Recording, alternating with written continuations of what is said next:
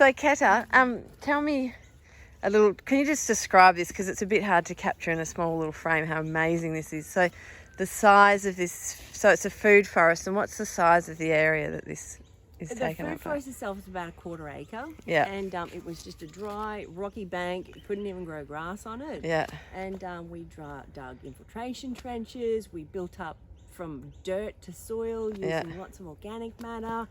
And then we trialled about 500 different species because, you know, what's going to grow here? And we've narrowed it down to about 200 that do really well. And that's what you can see. They basically look after themselves now. Wow.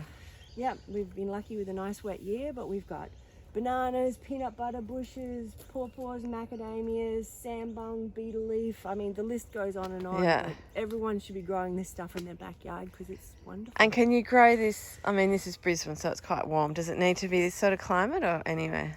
Not at all. Yeah.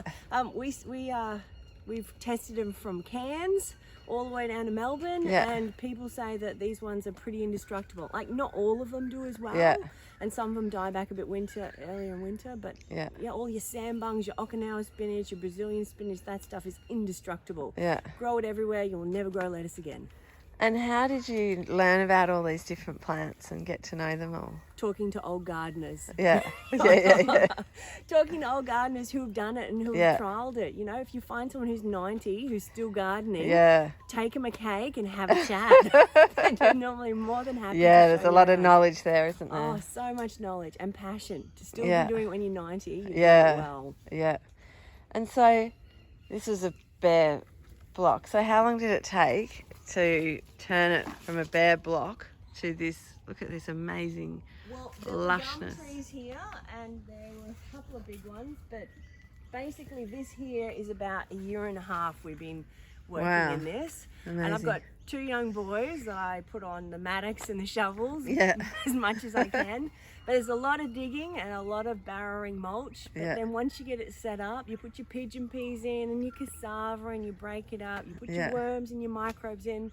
And once you build up that soil, it takes 90% less water and it looks after itself. So all you've really got to do is prune and harvest and propagate more. And share it with your friends. And so how did you build up the soil? What were the main techniques that you used? Sheet mulching. So I used to start with the big compost piles, and you know, it's a lot of work turning that. So what I did was I sheet mulched. I built all these paths, and basically what I did was I laid down things like cardboard, coffee grains, any kind of manure I could get, mostly horse around this area, and mulch, sugarcane mulch, anything, and I layered it on. And then for a couple of weeks, when you're traipsing over it or with your wheelbarrow, it breaks it all down and actually mixes it together. And then once it's broken down, I rake it into the garden bed, and that's how I build up the garden bed. And then I layer it down again and keep going. And I think I've layered it down enough that I can have a few brick paths nowadays. Which is nice. And so what was the reason for doing this? And like now, what is it? Like, you do a lot of sharing of knowledge. So what's your sort of desire behind doing that? I like people to be able to be a bit self-reliant. We had the 2011 floods here, and we were an island. And people were a little bit crazy.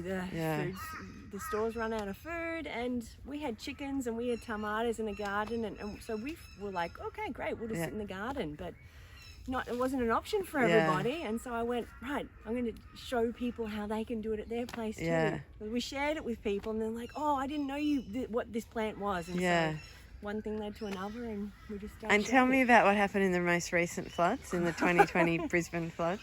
2022. I forgot what year we were in. Well, again, we were an island. All 5 exits were cut off from here, and it was beautiful rain, but we ran out of food really quickly, and because we were between Ipswich and Brisbane, we sort of fall between the cracks a little bit. The helicopter food drop came the day after the roads opened.